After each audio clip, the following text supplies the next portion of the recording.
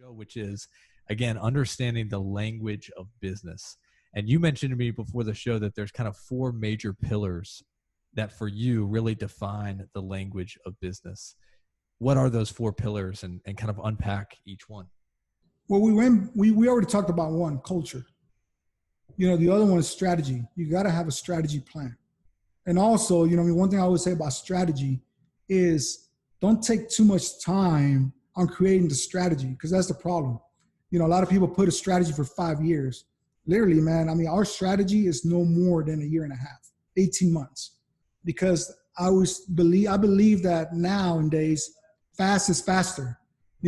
Fast is faster. It didn't used to be like the way it used to be, where back then you used to put a 5-year plan. Now it's shortened down, man, because everything's about speed. So that's the strategy. And the third thing is execution, is that you got to understand how to execute. It's very important that you got to learn how to execute, have an execution plan. And then the next one is cash. You got to understand how cash works. Cash is very important. And you got to understand cash.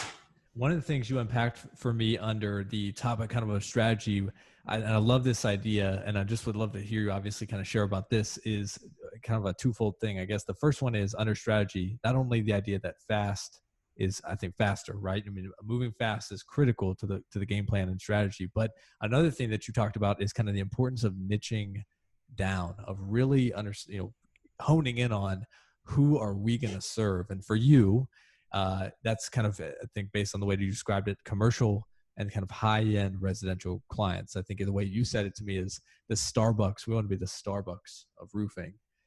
How did you begin to see that was where you wanted to head as a market? And basically, what has been the benefit of niching down? Like, what impact have you seen, and how that's allowed you to grow, allow you to scale, allow you to win bigger jobs, become more of an authority?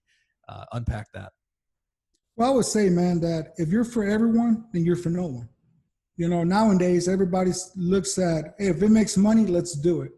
And that used to be me. Don't get me wrong. That used to be with me way back in the days. Like, I used to do siding, windows, sheetrock. I mean, you name it, we used to do it. Hey, my deck is bad. All right, let's do it.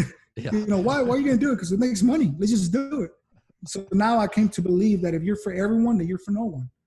So you got to pick a niche. I would say, like my good friend, Judge Graham says, is your niche will make you rich. Your niche will make you rich, but you got to find a niche. And that niche for us was, hey, when people see tile roofs, those are high end. We want people to see advanced roofing. When people see TPO, hey, that's commercial, advanced roofing. Now, when people see 3-tap shingles, not advanced roofing. Right. We're now your company to do 3-tap shingles.